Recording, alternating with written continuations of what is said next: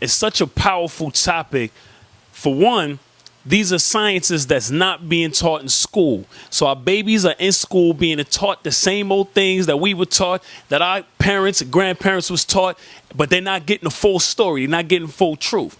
So to bring this science to the people, to let them know the time that we are in and how necessary it is to know what's actually going on out there, and how we as a people are completely in tune with nature, how nature is on our side and in favor of us. It comes from us and we are one with it. So when we walking around thinking that walking with a lack mentality or a poverty mentality or mentality that we are oppressed people, we are only oppressed because we give people the stick to beat us down with. But in reality, this whole universe not only is us, comes from us, in tune with us, but is in our favor. And we're going to show and prove some of those things today. Let's go right in. All right. So like the brother said, the name of this particular presentation is Sirius, the Golden Age and the Rise of the Black Gods. First, we have to go into something that's known as precession of the equinoxes. Now, as you do a little research, you'll know that our ancestors, they knew clearly of what's titled precession of the equinoxes today. Just to go into it, equinox precession is the observable phenomenon that every year on the morning of the spring equinox, which is March 21st, one of 2 days in the year that the day and night are of equal duration, the other day being September 21st, the sun appears to rise at a slightly different place relative to the background stars than it did the year before. So as our ancestors would look up at the sky, at the cosmos, they would see that the sky appeared to change. It would appear that stars were moving. Now, it takes between 24,000 to 26,000 years, approximately 25,000 years, for the sun to make a complete cycle through the 12 constellations known as the zodiac, approximately a little over 2.1 thousand years for each constellation. So these are what would be called the fixed stars. Fixed stars. So our ancestors would look up and they would see that the sun would be in a different place every year. And it would move slightly, but we were very observable. We were very observational people. So we can tell it appeared that the stars were moving. But it wasn't the stars that were moving, because these was fixed stars, or what's called fixed stars. So as our sun moves through each one of these constellations, it takes about 2.1 thousand years to make it through a complete constellation, and approximately 25,000 years to make it a complete cycle through all 12 of the constellations. Now, the Western lunisolar model holds that the axis of the Earth is wobbling, slowly causing the backward motion precession through the constellation of the zodiac. So our planet is on a 23.5 degree tilt. Now, Western science, and some people still to this day, suggest that the reason why we see our sun moving through these particular constellations is because of the Earth's wobble, because of the 23.5 degree tilt.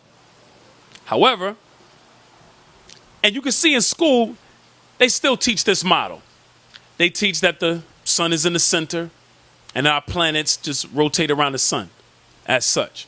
I once heard a Dr. Khalid Abdul Muhammad video where he was teaching how they taught us that the planets moved around the sun. And then once we realized that the sun was moving also, then he said, what is the sun rotating around? We'll go into that a little bit later.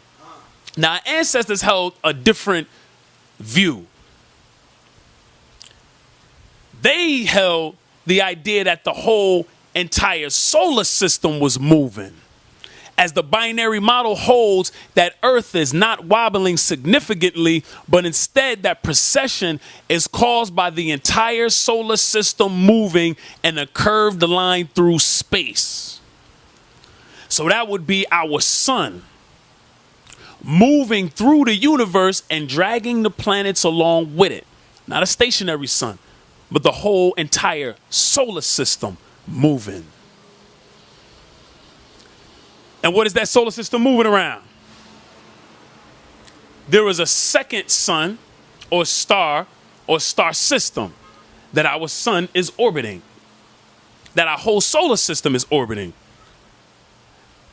Our solar system is moving this way, and this new star, or not new star, but second star, second sun is moving that way.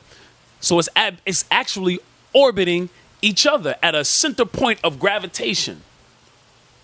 And the name of that star system is Sirius, the Sirius Star System, consisting of Sirius A. Sirius A is 10 times larger than our sun, twice as massive, and registers 20 times as much luminance. It is the greatest, most brilliant star in our hemisphere, and it is known as a blue-white star. It is 8.7 light years from Earth and moving on a direct course toward our solar system. It is located in the jaws of the Great Dog, or Canis Major constellation. Hence, it is known as the Dog Star. It is visible in the northern hemisphere of the evening sky from November to April. It can be located by following a direct line through the belt of Orion toward the horizon. And we'll go into how our ancestors knew about this other star system, even when there was no detectable technology that was left behind to know how our ancestors knew about this. But we had vast knowledge and information of the cosmos, as you'll see, from Kemet to the Dogon tribe. We've known about precession of the equinoxes. We've known about this new star system that they call Sirius, simply from our observation. Also consisting of what's called the binary star system. Some might even say trinary. You have Sirius A and you also have Sirius B. It is called a white dwarf star. Some of our ancestors referred to it as a black dwarf star, with the equivalent mass of our sun packed into a globe 4 times the size of our Earth. It travels on an elliptical orbit around Sirius A, which it completes in a 50-year cycle, which is actually about 49.9 years.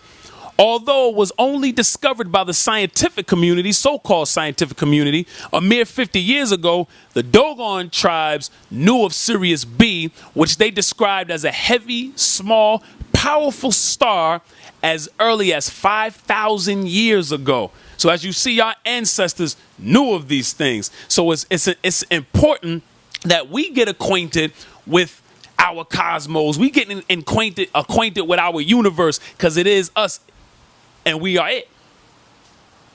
Also, Sirius C.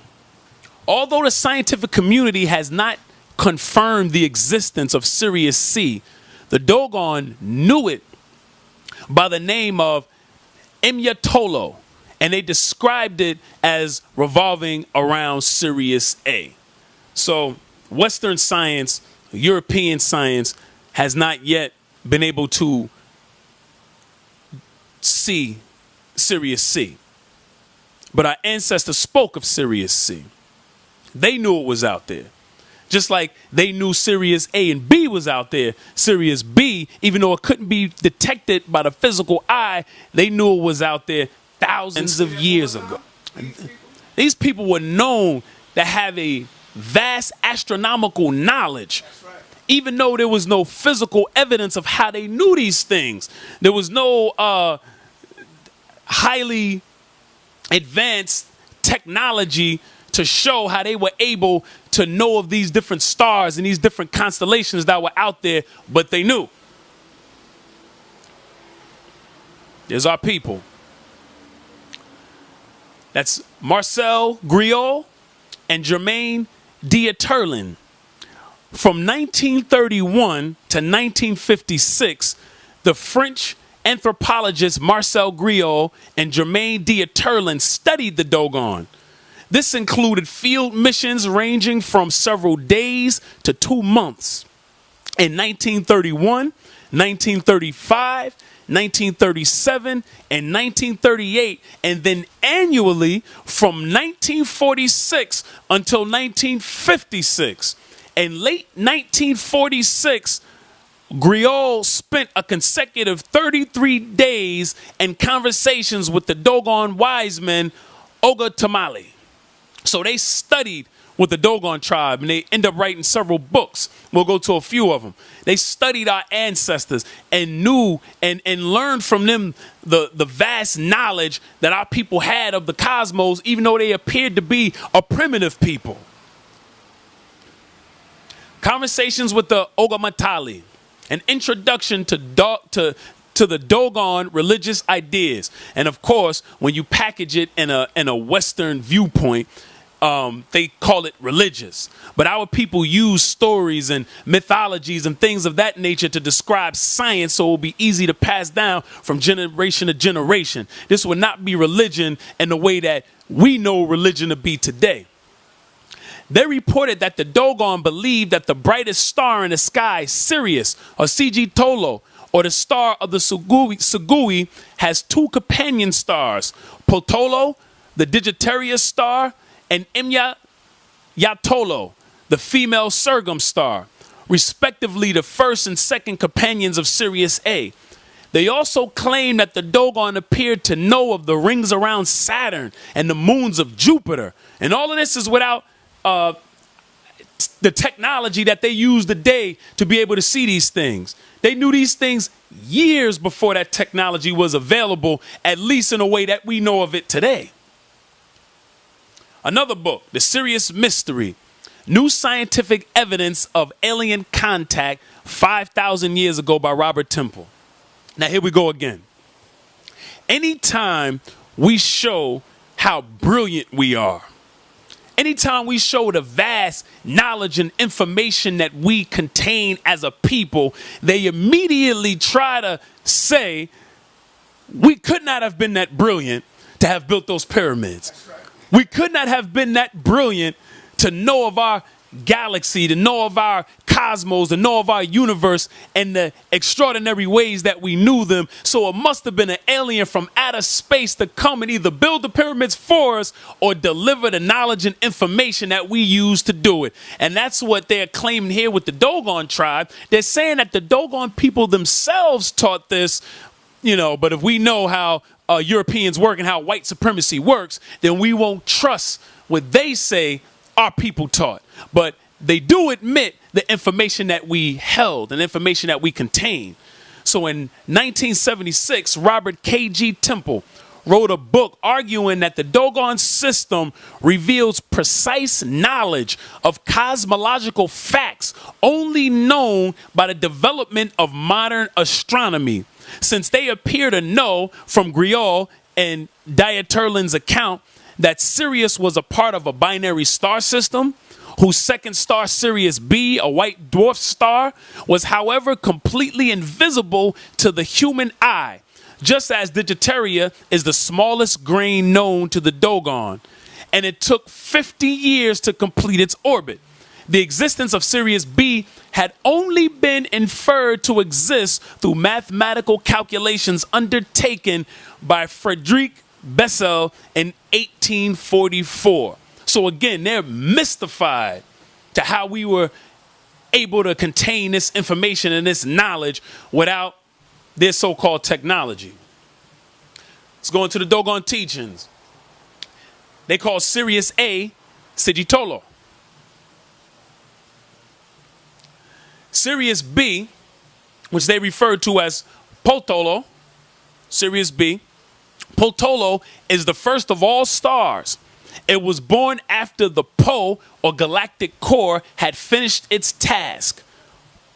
They called Po, or referred to the supermassive black hole at the galactic core as Po. Ama is described as the intelligent consciousness behind all of creation. You got a point in the middle too. Yes, sir. Ama is described as the intelligent consciousness behind all creation and the awareness within all beings. Ama is he who rests upon nothing. Ama began spinning around, forming the pole seed. So we're going to go into this real quick. I was teaching and have been teaching that the black woman is the physical embodiment, the physical manifestation of a super massive black hole. And brothers went crazy. Brothers went crazy.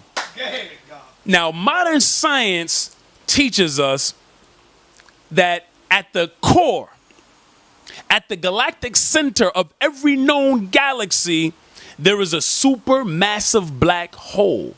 And that the entire galaxy is orbiting the center of that supermassive black hole. Modern science also teaches us that inside every supermassive black hole, there is a new universe that is forming, or a universe that is forming. Modern science also teaches that this very universe that we live in is inside of a supermassive black hole. And they teach that that supermassive black hole began to spin with what's known as a torque. What's known as torque. So when our ancestors, the Dogon tribe, referred to Ama, they're speaking of the black man or mind. That's that black cosmic intelligence, that cosmic energy, dark energy, that is the mind of the black man that spins. And that pole, which is that supermassive black hole, is the black woman or womb of man, womb of mind. The supermassive black hole, which universes are born with inside. And they called Ama seed or egg, which is the God particle or the particle that forms universes. So at the galactic center of every known galaxy, there's a supermassive black hole. And within inside that supermassive black hole, there is a universe forming. That universe forms from a particle, which is actually the seed of the black man. So when Dr. Khalid Abdul Muhammad was talking about the sun actually moving and that the solar system moved itself, he says it moved around the mind of the black man. We can't get caught up in our physical bodies because we are actually that supreme intelligent force that birthed the cosmos, and all cosmos is now rotating around that supreme force, the intelligence, the consciousness of the black man, which is that torque, and that supermassive black hole, which is the black woman that all universes are born inside of. And Sirius C, which they refer to as M.G.C. Now, the Honorable Elijah Muhammad taught that our ancestors, great black scientists, wrote history 25,000 years in advance. And we just discussed earlier how it takes approximately 25,000 years for our solar system to orbit the Sirius Star System. Now, just a side note, about 80% of all the stars in our galaxy is a binary star system. So this is not far-fetched that we are actually orbiting and rotating around another star system. And it takes approximately 25,000 years to make this complete revolution around one another. Our ancestors calculated the orbit around Sirius using the zodiac. So when we talk about these 12 constellations that's known as the zodiac, as we were moving, taking approximately 2.1 thousand years or a little better to make it through each constellation, our ancestors were able to calculate how long it took to get through each constellation to make one complete revolution, one complete circle. Now, let me just go back. These stars, these constellations that are out there that's known as the zodiac, they give off energy. They give off radio waves. I did another video one time where I was talking about the organ systems. And I was talking about how different planets, different star systems affect the different organs in our body. And brothers went crazy again.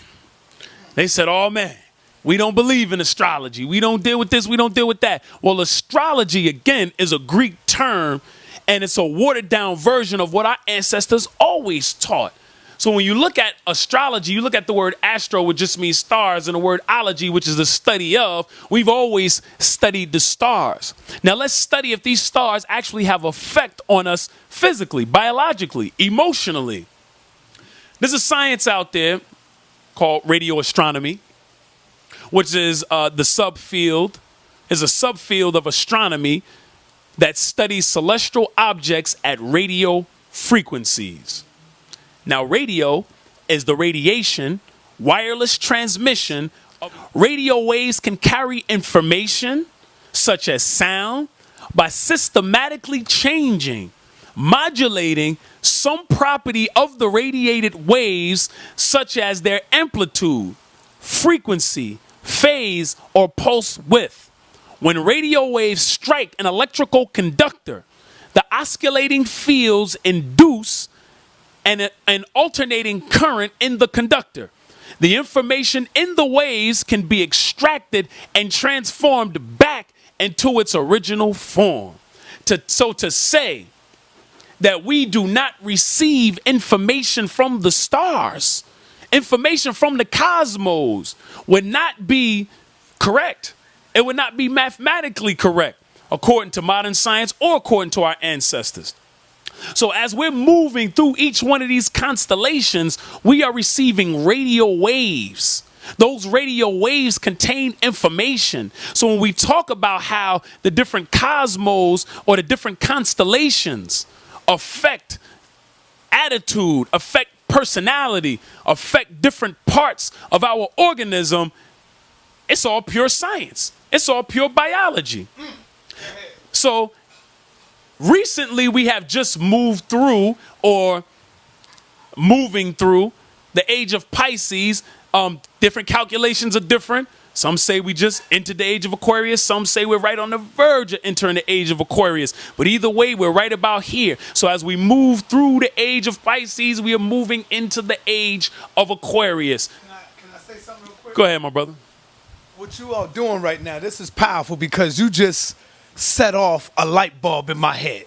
Okay. When we say the black man has always been here, yes, some people don't know how to really break that down and go into that. Right. We have always been here, and with the information that you're showing through the stars, through the moon, our people feel these frequencies from the moon. The woman, yes, they have their moon cycle. They feel that, and the moon brings these type of energies. Right. The stars brings off these type of energies. We was always here, just not in this form, not in this physical body. Wow. We have evolved into this body. So when we say everything that exists outside of you also exists inside of you. So we have always been here. And when the white man say, you know what? Y'all didn't build the pyramids.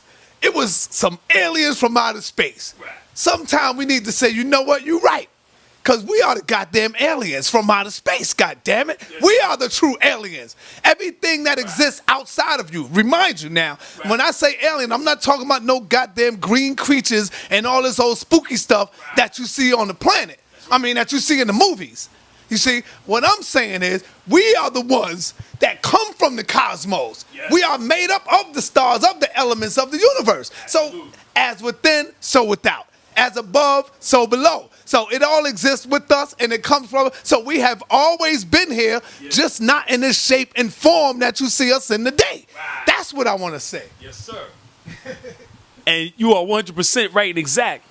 Because not only have we always been here, not in this form, right, but we change form constantly. Even from a sperm to a fetus, from a fetus to a newborn baby, an infant to a toddler to an adolescent to a teenager, a young man, a grown man, an old man. So we always change forms. And that's when people get so caught up in this body, they don't understand that we come in many different forms and we constantly change forms, but we always been here and will always be here. Now, I know this is just a model. This is just a model or a picture, but the blackness, we are that blackness that actually produce all of these stars, all of these cosmos, these planets. We are that black energy that produces, and everything else is just an extension of that original blackness, including the physical bodies that we carry today. And this is what it is. This is what it is. If you look at the universe, right? If you look at the universe as a big brain, right? We are in these physical bodies, but we all contain the same brain. We all contain the same mind. We all contain the same components. We are one and the same. It's only the different forms that we come in. So as we talk about the different ages, as you can see, from the age of Pisces to Aries. Now, when we talk about precession of the equinoxes, because it appears to be traveling backwards through the constellations, we won't go in a forward motion that you would normally calculate the cosmos from Pisces to Aries to Taurus to Gemini. It would go from the age of Pisces to then the age of Aquarius to the age of Capricorn, Sagittarius, that way. And those astrological ages are broken down into 4 ages. You have the golden age. The golden age is when our sun and the Sirius Star System would be closest together. The golden age. Then you have the silver, the bronze, and the iron age, or the dark age. And this iron age or dark age we just left. Now in this iron age and dark age, we are the furthest from the Sirius constellation. So if we're the furthest from another sun or another star system, all of the electromagnetic energy, all of the radiation that we would receive by being in the golden age or even the age a little bit closer, we are far away from. So when we talk about how our ancestors spoke of a dark age that will be coming, it's in many of their what you want to call mythologies, but it's not a mythology. It's a breakdown of science, maybe told in stories. They talked about one day a dark age would come and the fall of man would come, and they showed us through their works that they dreaded this age. And that's because if we understand the importance, particularly for original people, the importance of sunlight and solar radiation, the further we are from what could be called our sister sun, we know that we have a lot less radiation, a lot less electromagnetic frequency. Thus, consciousness would dwindle. Here, they call it the Yuga cycle. And we are about here. This is what the 2012 phenomenon was about. Leaving the Iron Age or the Dark Age as we move into the Bronze Age. So right about there, we begin to ascend. And as you see, it's moving in a sine wave, because that's how our solar system actually orbits. That's how our sun actually travels, in a sine wave. That's how most of life moves, in a sine wave or a spiral. So here's what would be called the age of Pisces. And of course, the calculations are different, but it's all approximately 24 to 26,000 years to make a complete cycle. And it changes. So it's difficult to get a complete exact number. So we deal with an approximation.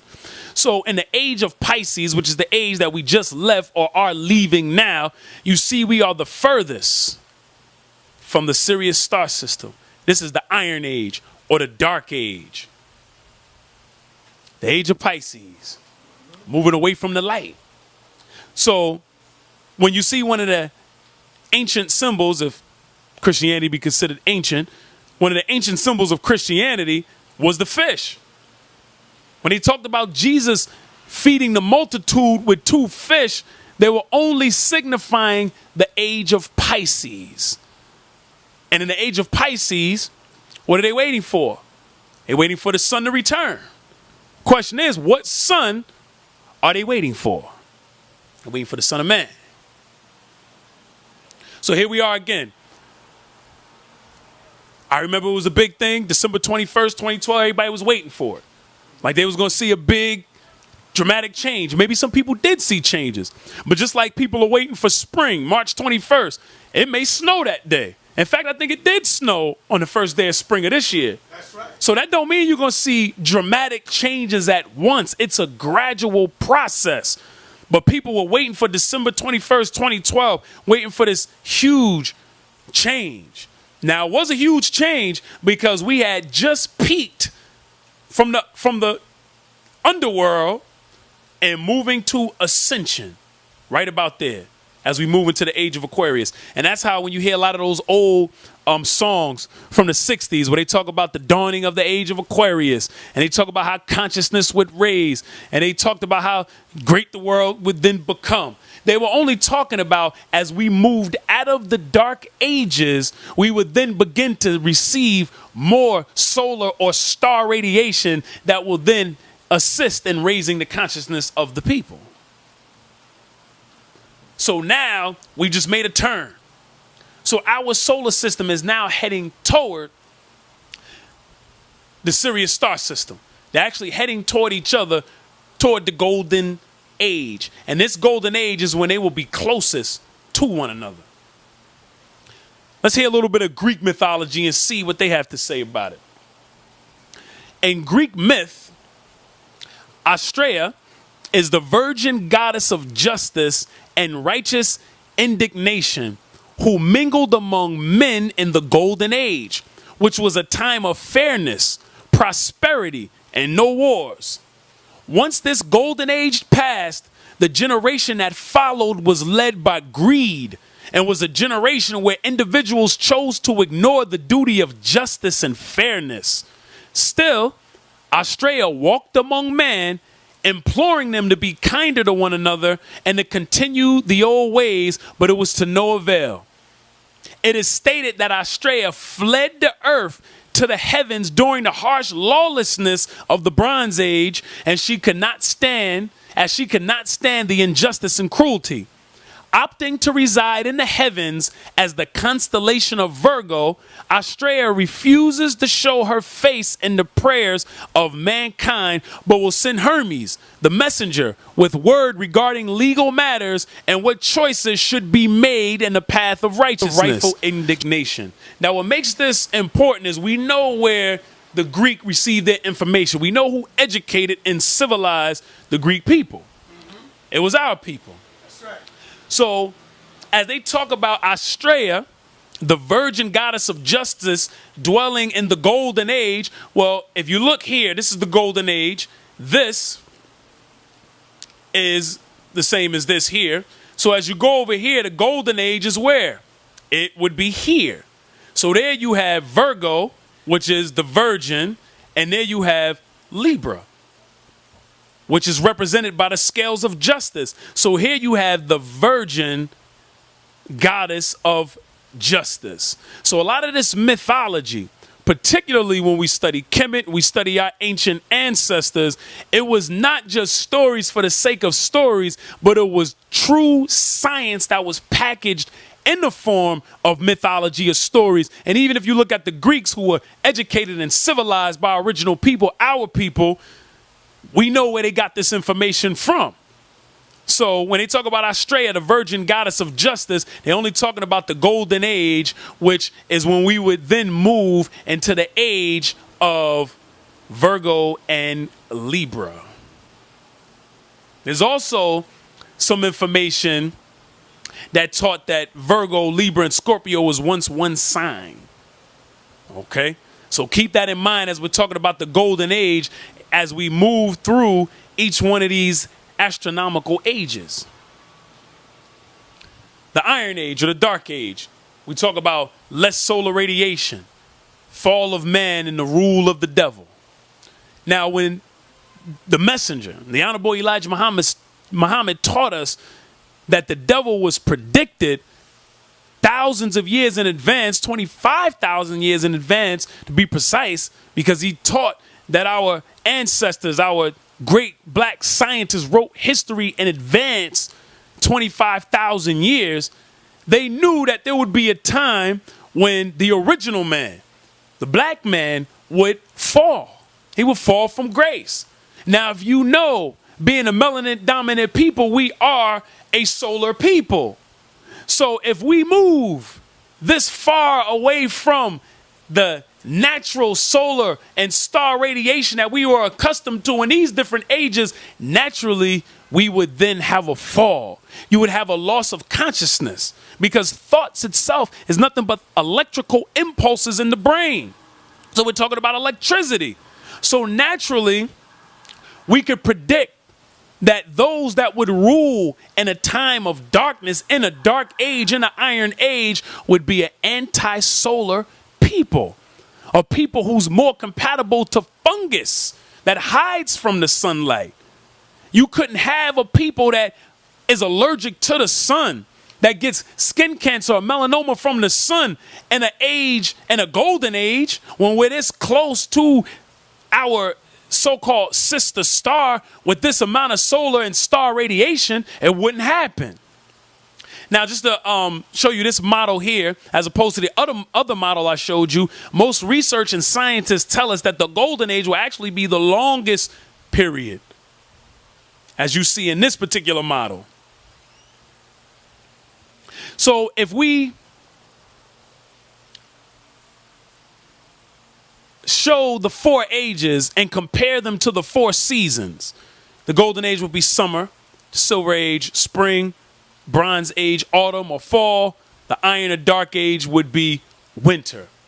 Now we know what happened, particularly in New York and in the Northeast where we are, what happens during the winter months, during the autumn months. And if we know chlorophyll to be the cousin of melanin, we understand that during the autumn months, the leaves begin to what? Lose its color. As it begins to lose its color, as we are at a further distance from the what? Sun, they begin to lose its color, its melanin, and fall, and eventually die. Now, as we then get closer to the sun, you see life begin to happen again. Check it out. Go ahead, brother. Let me see if I could correct you on one thing. Okay. I wouldn't say die.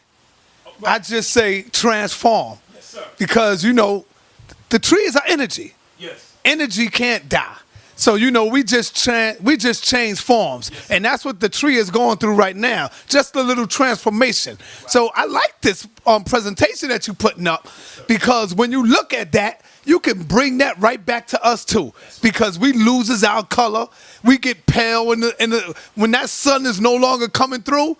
Because you know that right there, the sun is a charger for our melanin. Right. You see what I'm saying? So if we don't get charged up, we begin to get just like the damn tree and start, you know, the leaves don't fall.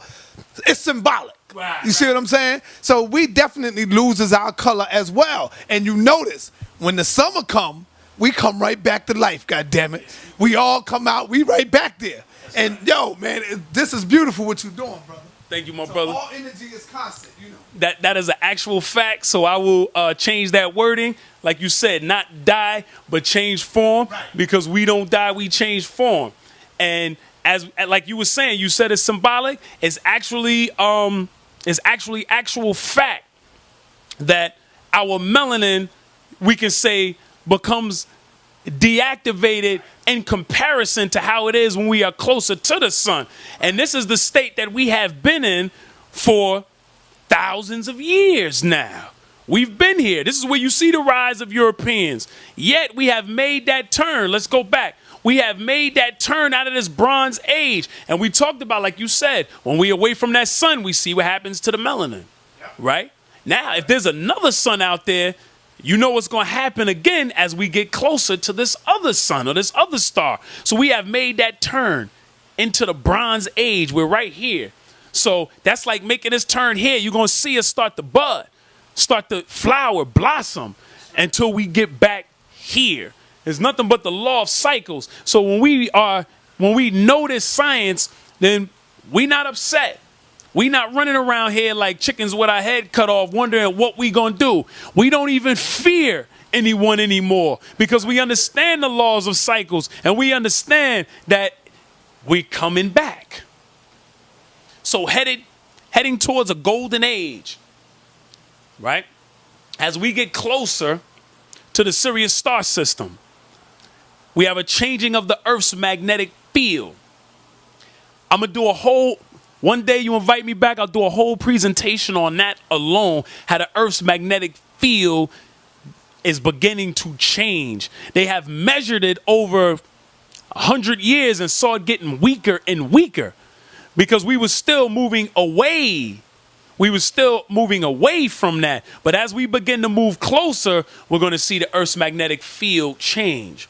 We talk about global warming. The Earth is warming up.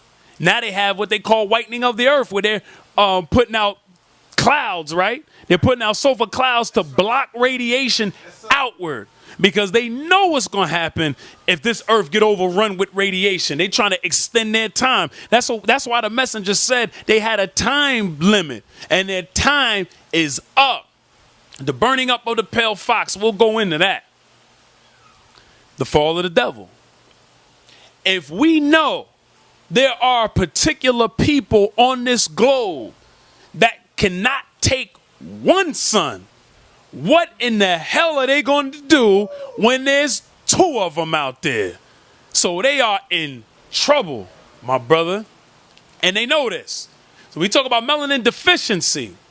If UV or ultraviolet radiation exceeds what can be blocked by your melanin, then sunburn results. And this is from one sun out there. What's going to happen when there's two? Maybe three. Maybe four. Whole nother thing. We talk about melanin deficiency. So we see why they want to spray sulfur clouds to block that radiation outward. Because if you don't have enough melanin, and it says block, but our melanin, as we discussed in the last presentation I did here, when we talked about black bodies, our melanin actually absorbs the radiation, not just block it, it absorbs it. And a white body, and these are scientific terms, black body and white body, a white body reflects it. Let's see what the Dogon tribe had to say about the pale fox. When the sun and Sirius aligns, they call this tabatolo, or the reuniting of the twin placentas. For the children of Yorugu, the pale fox, it will be like Sekhmet, raining down a fiery judgment to the point that she becomes intoxicated with the blood of countless corrupted ones. Now, who could this pale fox be that will have a fiery judgment rain down upon them when you have the reuniting of the twin placentas? This is the reuniting of the twin placentas. This is the fiery judgment that will rain down on the pale fox. And you see what the results are from one sun. So you know what's going to happen when there's more than one. So Sirius and the rise of the original people. I did a class called The Real RBG, and we're going to go into that. Sirius and the rise of the original people, because it doesn't signify for us our end. We are melanin dominant people. We absorb this ultraviolet radiation. So it's not our end. Sirius and the rise of the original people. The real RBG. This is the real RBG. The red blood cell, the melanocytes or melanin, and chlorophyll. This is the real RBG right here. I like that. And we're going to discuss how this is going to work, particularly in this day and time as we are moving closer and receiving more star radiation in our environment. We have the red blood cell, which contains the hemoglobin. And that hemoglobin, which carries oxygen throughout the body, nitrogen, I have in parentheses because that nitrogen there is pretty shady, particularly in this environment we're in now, and carbon, surrounded around an iron atom.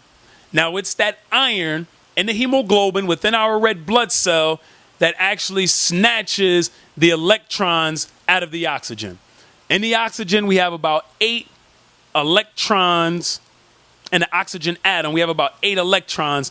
And the iron in our blood, which is magnetic, just like the Earth's core, snatches those electrons out. And those electrons then produce electricity. This is why when we breathe oxygen, we stimulate the brain, we stimulate the body, because we're electrifying the body. I'm going to move down here to chlorophyll, which is made up of pretty much the exact same thing. Hydrogen, oxygen, nitrogen, carbon, but surrounded around a magnesium atom. And this is the Earth. Not only this is the Earth, but this is what we should be consuming. This is what we should be consuming as original people. And this chlorophyll is what helped the plants to photosynthesize. That's taking the solar radiation, converting it into glucose, into food and energy for the plant. And we do something very similar as melanin dominant people, which is our melanin, which is carbon, hydrogen, and oxygen. Our melanin does what is called photovoltaics, where just like the plant, we take the sunlight and convert it into electricity. So we take sunlight and convert it into electricity. And if you can see, in an age where we're going to have much more star radiation, solar radiation, and sunlight from 2 suns, maybe 3, maybe 4, depending on how you see the star system, we then receive this radiation, produce a photovoltaic effect, which is converting that radiation into electrical current, into electricity. When we understand the importance of electricity in the body's organs run on electricity. Dr. Sebi was brilliant in showing us that we are an electric people. The brain, the central nervous system, the heart, the cells all run on electricity. The cells itself contain an electromagnetic field, as do the whole body. So as neurons are firing and sending signals and receiving signals, that's all electricity. Here you have the brain, the spinal cord, the brain stem, the spinal cord, sending information throughout the body receiving it. So we're talking about cellular communication, intercellular communication, where the cells communicate with one another, and cellular regeneration. So electricity is the key to us remaining in this physical body forever. There is some science that teaches, and just by studying the body, you'll come up with this, I don't want to say theory or hypothesis, but I'll use those words for lack of a better term. You'll come up with the hypothesis yourself that the body is not designed to decay or die. It will completely renew itself perpetually once we are in the right and correct environment and do the right and correct things. And electricity is key. And as we receive more solar radiation in our environment and we turn that solar radiation into electricity, we'll see our brain, our organs, our entire body begin to operate at a much higher and superior level. The ability to rapidly heal and regenerate organs. I heard Jewel Pookrum once talk about and teach how we have the ability to regenerate organs. And a lot of people, they got upset about that. They thought maybe she was getting a little spooky. But when we understand basic biology, it's not far-fetched. Maybe the environment we've been living in, maybe what we have been doing in this said environment that we've been living in. But as we move closer towards, again, another star system and radiation is filling the earth, and we're receiving that electricity as melanin dominant people, then not only is it likely, but it is quite practical that we will begin to then regenerate organs. Melanin, the connection.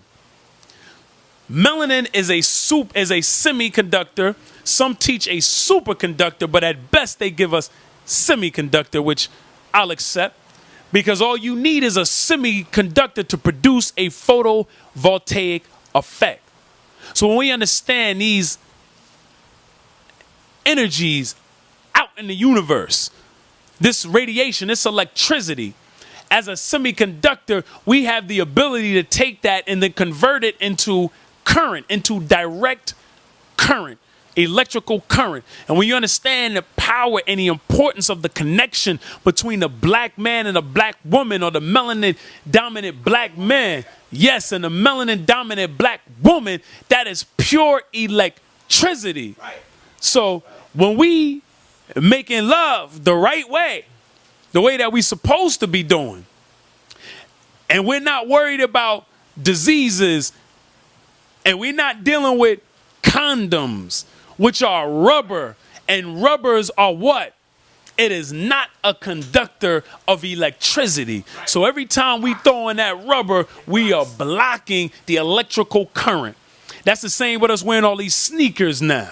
So we got to keep that in mind. With all, we got to come up with a better way. This is why a lot of our ancestors wore barefoot to the ground. Right. They wanted to feel that electricity.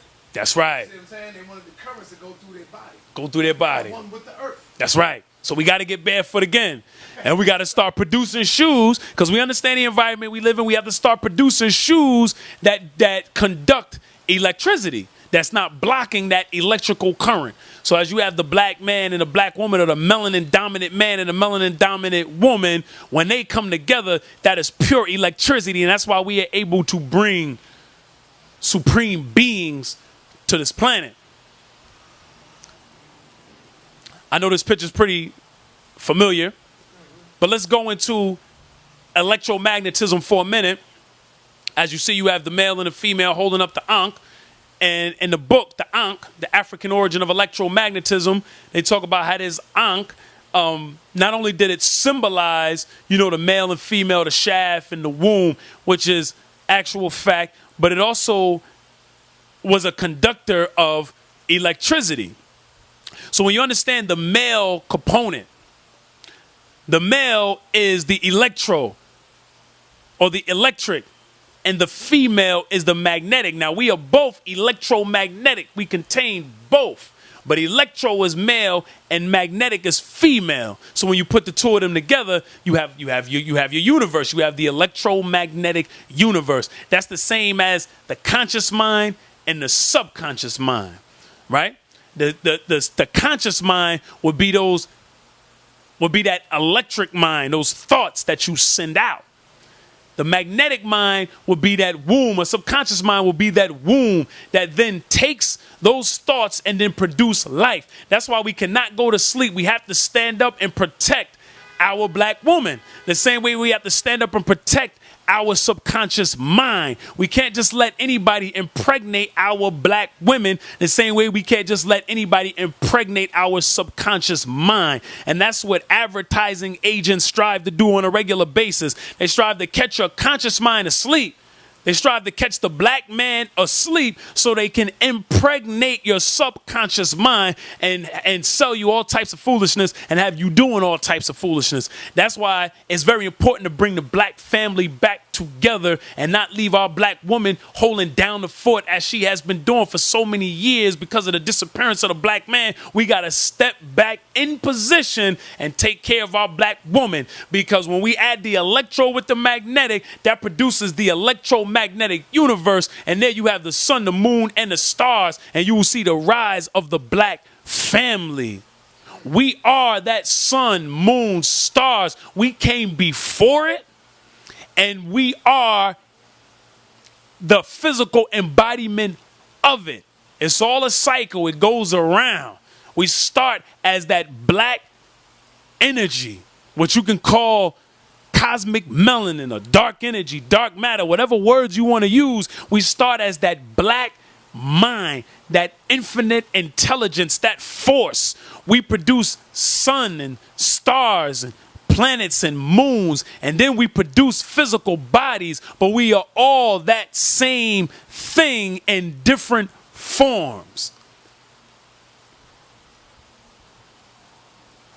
And this is how we produce superhumans. So everything that we see that they write about in the comic books, we see Marvel, and they got the Avengers and all these different attributes that they attribute to some comic book hero.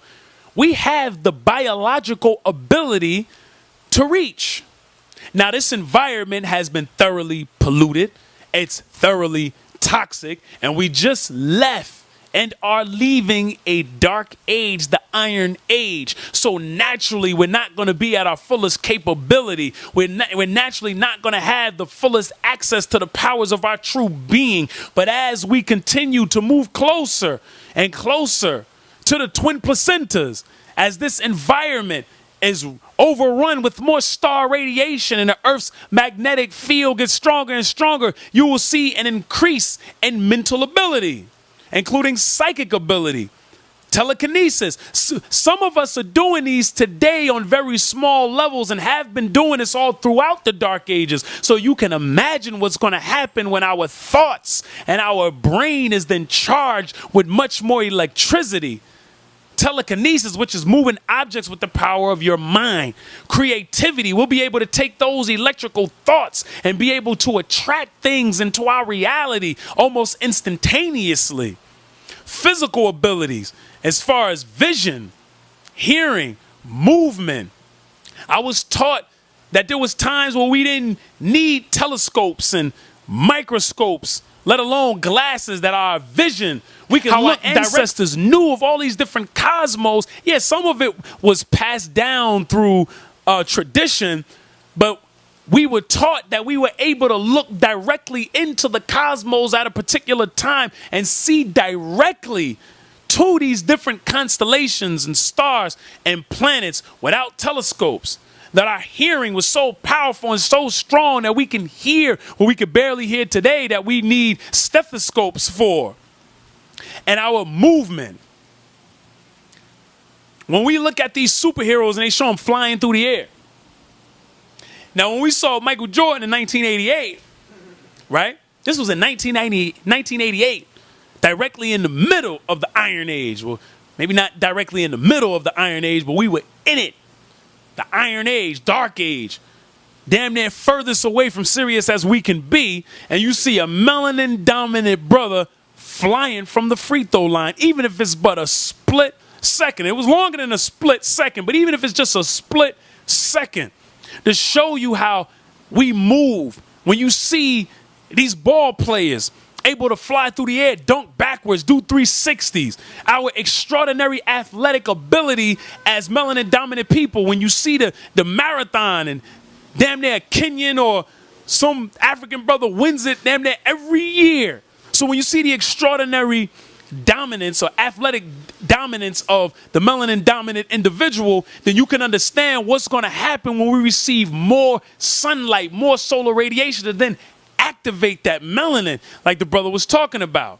That will have a decreased dependency on phones, telescopes, microscopes, stethoscopes, food, and sleep. We'll go into that. Now, when we talk about telephones, I'm sure all of us can think of a time when you were thinking of someone and then they just called you or reached out to you almost out of the blue. Or you could be thinking of a song and next thing you know, you hear the song playing. That's right. See? Another thing, too, to show you the frequency and the connection is, right. You could be, let me say this right quick. Right. Another thing to show you the connection that we have with each other is that you could be right over there yawning, And I wouldn't yawn until I see you yawn or I feel you yawn. The next thing, have you ever noticed that? Yeah. You yawn right behind it. We yawn together. And we be like, oh, shit. And this happens all the time. Right. You see, you could be thinking of a song in your head. Next thing you know, you hear the song playing. Or you could be thinking of a brother next to you. Oh, there you go right there. I was just thinking about you. Right. Or you be ready to call somebody. Next thing you know, they calling you. You be like, yo, brother, I had the phone in my hand. That's right. That's the connection right there. That's right. That is a direct connection. And I'm a sidebar for a minute. When you was talking about the yawning, that's why what we watch, what we listen to, the visions are so important because they have what we call mirror neurons. We have certain neurons that fire when we look at something being done. They fire as if we were doing it ourselves. So if I watch you yawning, I have certain neurons in my brain I will fire as if I'm yawning myself, which will then influence me to yawn. So that's the importance of what we watch on that idiot box, what we allow our children to watch, the images and the pictures that we show each other, obviously the music that we listen to and the words that we speak to one another. And those neurons fire off of what? Electricity. So those mirror neurons are only going to get stronger. So like you were saying, and as I was saying, you could be thinking of someone and they just reach out to you. Well, and this happens all the time. This is nothing new to us. These things are not coincidences. We are literally reaching out and touching someone without a wire, without a phone, without a cell phone or a port or whatever it is that they need. So as we then move closer and receive more of this electrical radiation and convert it into electrical current, you will see us have a greater power of these psychic and telekinetic abilities, how we'll be able to reach out and send messages and receive messages without the use of telephones and all these other things. And then we talk about food. I've always wondered, why is it that the plant can take the sunlight, convert it into glucose and use it as energy or as food? And I often wondered if we could do the same thing. Well, upon studying photovoltaics and the photovoltaic effect, and we realized that it is a semiconductor. Once I put two and two together, and I said melanin is at least a semiconductor.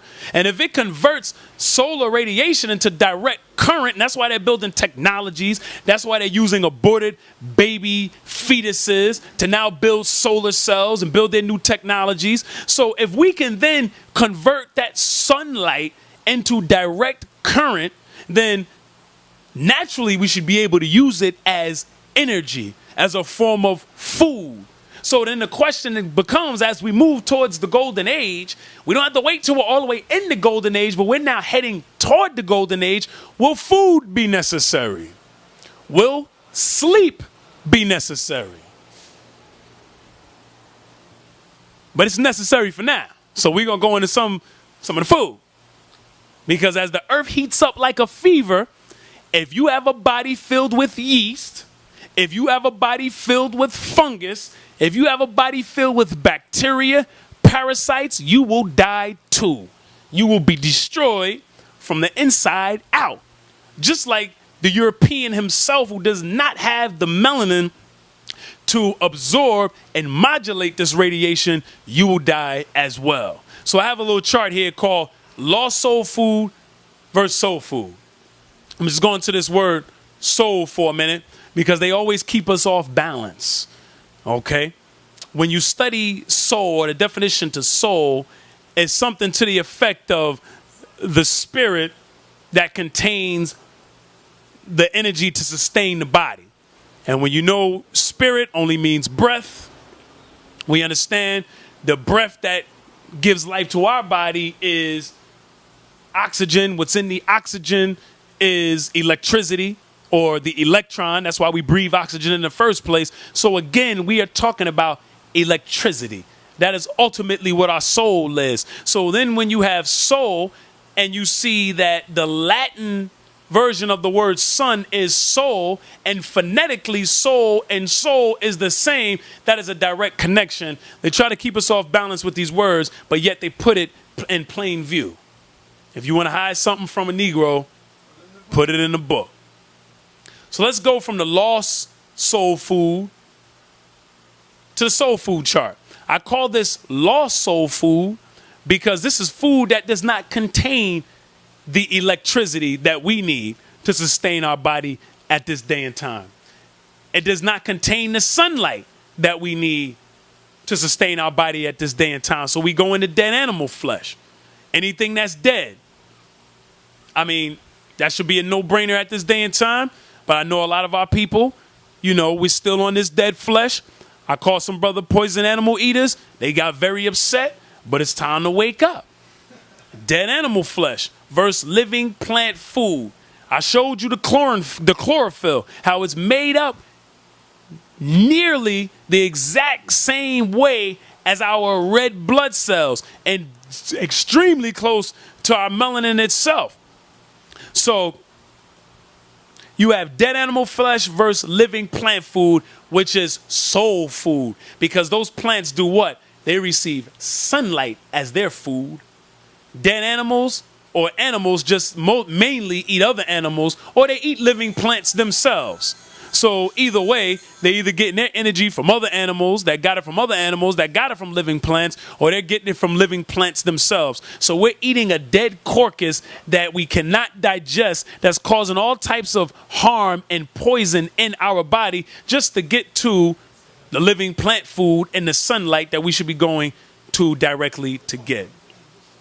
Then we have processed food versus oxygen, water rich food, fruit. Now, processed food, we really idealistically should not be eating anything that comes out of a package. Anything that comes out of a box, anything that comes out of a container, anything that's packaged, we should not be eating. Anything that comes out of a can, we definitely shouldn't be eating. A can is worse than some of them other packages that they put them in. But anything packaged or processed in general, what we should be getting should come right from nature. We can't pick it, pull it, and normally nature gives it up itself. So the fruit just drop off the tree sometimes. And processed food contains no oxygen, no water. Or I'll say very little, where you can say no oxygen, no water. So we want living plant food. We want oxygen, water, rich food like fruit. Anything packaged, again, nutritionally deficient. Contains no nutrients in it. Because once it's processed is like digestion. Once you put the food in a process, I'm not talking about the food processors that you buy at home that has its, cons too, but not to the extent that we talk about food being processed in a factory. Once food that's being processed in a factory, it loses whatever nutritional value it had, and what comes out of that food is actually the waste. So it's like the food going through your body, and the shit that comes out is what's then being packaged and sold on the market, and it's nutritionally deficient. So we want mineral rich food like vegetables. Okay, so we have our fruit with oxygen, water rich fruit. Minerally rich vegetables help to build back tissues, help to build back bones, help to build back the body.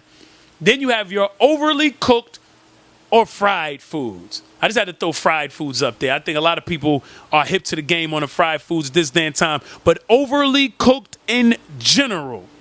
All right? You want everything as raw as possible, or at least a majority of your meal raw or lightly steamed. So you have your raw salads, or you have your lightly steamed vegetables. Of course, your raw fruit. But anything overly cooked, we do not want. It does not contain the soul that we need. So this is the real soul food. And that other stuff that they were selling us, those ham hocks and macaroni and cheese and fatbacks and collard greens that was cooked to be damned, that was lost soul food because it lost its sunlight. It lost its oxygen. It lost its water. And you will lose yourself eating that garbage. They want to give you something to fight the fever, but they don't want to tell you what you should be fighting is the temptation to do some of the things that we do to cause the fever in the first place. The fever is the intelligence of the body removing toxins, and it has to heat up to remove the toxins. So as the earth heats up, if our body is filled with yeast, fungus, bacteria, and parasites, we will die and be destroyed as well. So it's important to know what time we are in and what must be done at this time and how we can prepare in this day and time as we move into the future. Now let's see what Kemet taught about Sirius and the Sirius Star System. We have Osiris, who was the black man, who was represented in Kemet as Orion's belt. Even the king's chamber and the Great Pyramid of Giza was aligned with Orion's belt in the south shaft. So you have Osiris. Then you have Set, which they call the god of the underworld. I call him personally, from our lessons and our teachings, I call him Yakub. Yakub was an original man. He was the maker of the devil. So he was the man who grafted the European into being on this planet. Okay? So the European being a mutated form or a grafted form of the original man. And our lessons, we teach about a man named Yakub, which is an idea and a symbol. This one over here is Set? Yes. Oh, okay, because you know that right there, that's Ampu. Okay. That's the god of the underworlds. Okay. So, thank you. Yeah. So what I want to show you is this brother who, again, I refer to as Yakub, but as Set, kills, and you said that's Apu? Ampu. Ampu? Okay. Well, we're going to use that image as Set for the day, right? And as one of the stories tell you, because this story is told in different versions, Set kills Osiris, right? Chops his body up in many pieces. 14. Okay. Chops his body up in 14 pieces. Then we have Isis, who is the black woman, who is represented as the Sirius Star System, even in the Queen's chamber of the Great Pyramid of Giza, is aligned with the Sirius Star System in the South Shaft. It says Isis then blows the breath of life back into Osiris, putting the pieces of his body back together again. Say Aset. Aset is the proper name. Isis is the Greek name. Okay. Osiris is the Greek name. Asar. Asar. Right. Thank you, my brother. But we know what you're saying. Right, right. We're showing you the symbolism. Those are the Greek names right there. Okay. That's what the Greeks call them. Okay. So Asar and a Set. See that right there? I'll adjust that. See that right there? Right. That's space right there. I'm going to adjust that for the next presentation. Asar. Yes, sir. The So, Greeks call Osiris. okay. So Osiris and Isis, or Asar and a Set, Right. gave birth to Heru, Correct. right? Gave birth Or Heru. Heru. Yeah. Gave birth to Heru. Right. So we now know where they get the story of the Christ and sitting on an Right. and all that. We That's know- we right. see where it comes from. That's right. You know, I got it right here too. Right there. See it? Okay. That's what it is. So we know where it all comes from. That's beautiful. So here we go. Let's do a little rundown. Right. We have Osiris, or Asar, that's represented as Orion's belt, right? Which is the black man. That's God. Then we have Set, who I call Yakub, who is responsible for the grafting of the devil, the white man, the European, and he would represent the Dark Age. He would represent the Iron Age and white supremacy, because that's what you have in the Iron Age or the Dark Age. You have white supremacy. And then we have Isis, and Set chopping up Osiris's or Asar's body in many pieces refers to black people being divided. Because as you see, we are divided. And if you put those 14 pieces back together, see, in our supreme mathematics, that's knowledge and culture. When you put that knowledge and culture together, that borns power. So when we come together as a people, that's where our power is. So you have Osiris, or Asar, the black man. You have Set, which represents the Iron and Dark Age, white supremacy. And then you have Isis or Set, which is represented as the Sirius Star System and the black woman. Now, Isis or Set, blowing the breath of life back into Osiris or Asar, refers to the solar star radiation that will fill the Earth's atmosphere as we get closer to the Sirius Star System, thus being absorbed by melanin-dominant solar people, giving birth to Heru, which refers to the pineal gland. Because if you look at what they call the eye of Heru. Now, see, you got Heru right. Right. Because I'm surprised they didn't give it to you in Greek, where they were saying, I saw that, but I moved on from that. The reason why I chose the name Osiris and Isis for this particular presentation is because when they're studying astronomy and Western science, and we know most of our people, we're under this Western regime right now. I use it too. Right. Yeah, but when I do it where I let them know, I explain it to them. Right. You see, Set, that's what they talking about. That's because that's the original name. Right. I give it to them the same way you do, and I say Isis. Right. That's most of the, what they are familiar with. Right. Coming up into the school system. Absolutely. So I correct them as we go on. So you're right. As you go along. So, again, let's take it back here. Isis or Set, blowing the breath of life back into Osiris or Asar, refers to the solar star radiation. Because remember, breath contains the electricity. Right. Solar star radiation that will fill the Earth's atmosphere as we get closer to the Sirius Star System, thus being absorbed by melanin-dominant or solar people, giving birth to Heru, which is the pineal gland.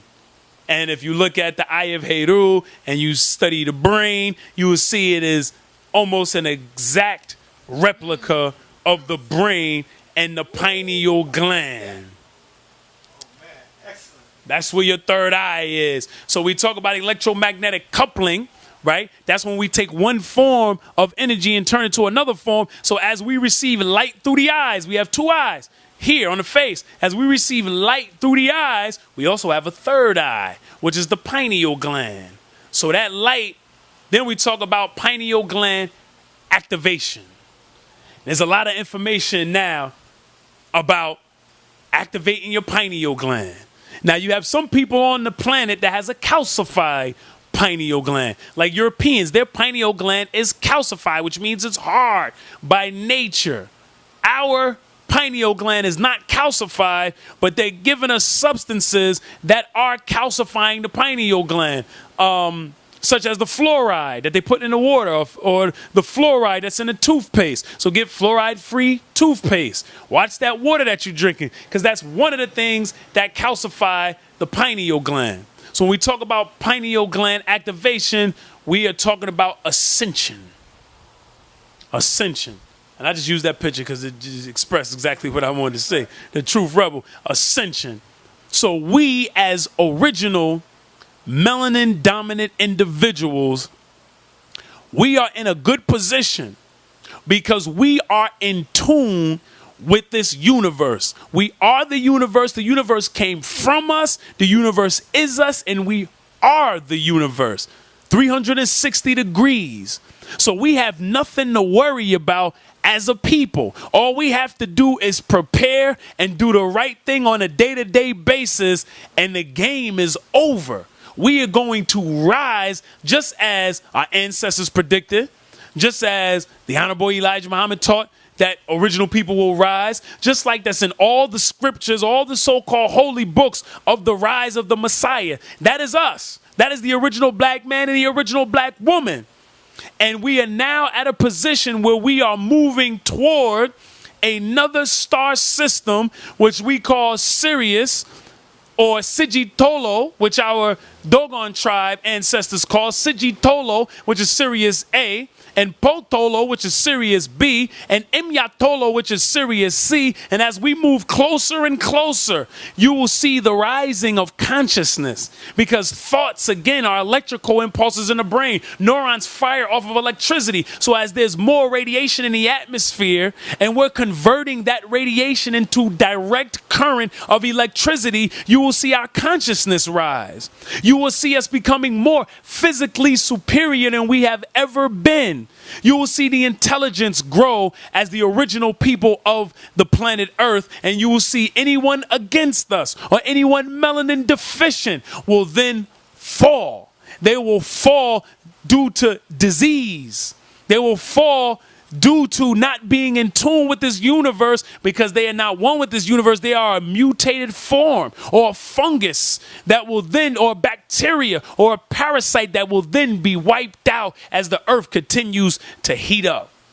So what we must do in this day and time is prepare and make sure that we are in tune, eating the right things, thinking the right thoughts, projecting the right images into our minds, and unifying as a people as is predicted that we will do, so we will not be left behind and taken off this earth with the devil.